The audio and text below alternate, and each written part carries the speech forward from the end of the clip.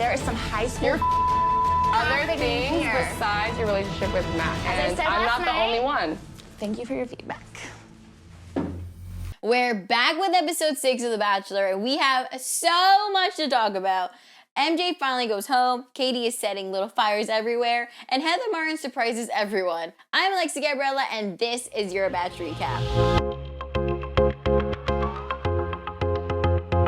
We start off with Deseni and MJ going head-to-head on their 2-on-1. You know what, Meredith? Oh, you that's preach cute. all the time. Matt pulls both girls aside to hear them out, and I knew in my heart that Matt was going to see through MJ's bullshit. But I didn't think he was going to show her the road and be like, just kidding. Meredith is finally sent home, but the mean girl energy still hasn't left the chateau. Apparently, sending MJ home was so exhausting, he canceled the cocktail night again. I'm really starting to feel bad for these girls. They look forward to seeing him all day, and he just cancels on them.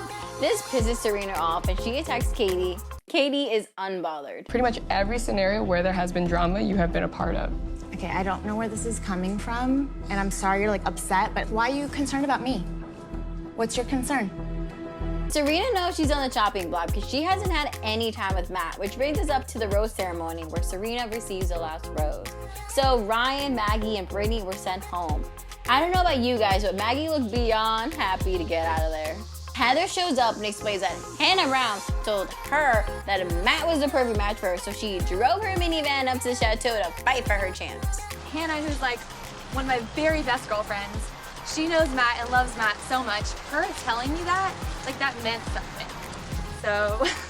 So you're here.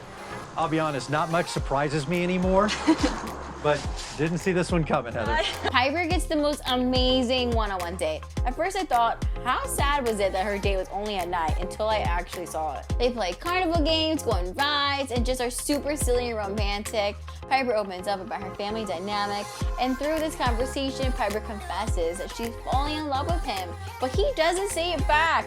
I mean, most of the time the lead doesn't, but he was very quick to express himself to Rachel, so I wonder what this means. Just when we thought this date could be any more romantic, Matt takes Piper to a private Temecula Road concert. I'd never heard of them before, but now I have the song on repeat. The girls in the group date go bowling and compete for time with Matt. The pink team was on fire and destroyed the blue team.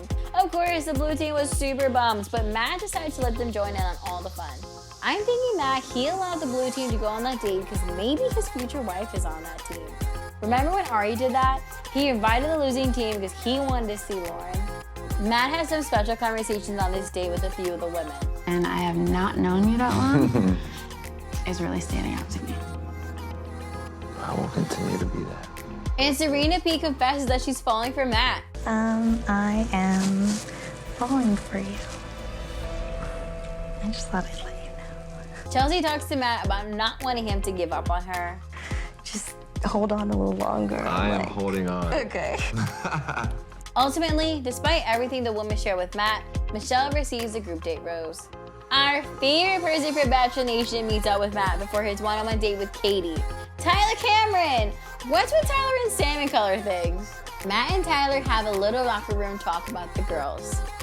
And I'm about to head on my first one-on-one date with Katie today. Katie's the one who had the cactus-sized vibrator when she got out of the limo. I love seeing the bromance between these two and how excited Tyler is for his best friend. It's time for Matt to go, but don't worry, we'll see more of Tyler soon. Matt picks up Katie and brings her to a beautiful spa, but this massage is not for her. From a hidden room, Katie and Matt direct the masseuse through an earpiece during her session for Tyler Cameron. Katie was in charge of leading this prank, and Matt was way too excited to mess with his best friend. This date was absolutely hilarious, but I felt the whole time it was such a friend zone date. They showed their playful side, but the romance seems to be lacking. So they go to dinner, and this is when my heart breaks. Katie pours her heart out to Matt, but you could tell that Matt's not feeling the same way. I still think that Serena's bad juju is the reason for this. Matt eventually tells Katie that his relationships with the other girls are just much further along and sends her home.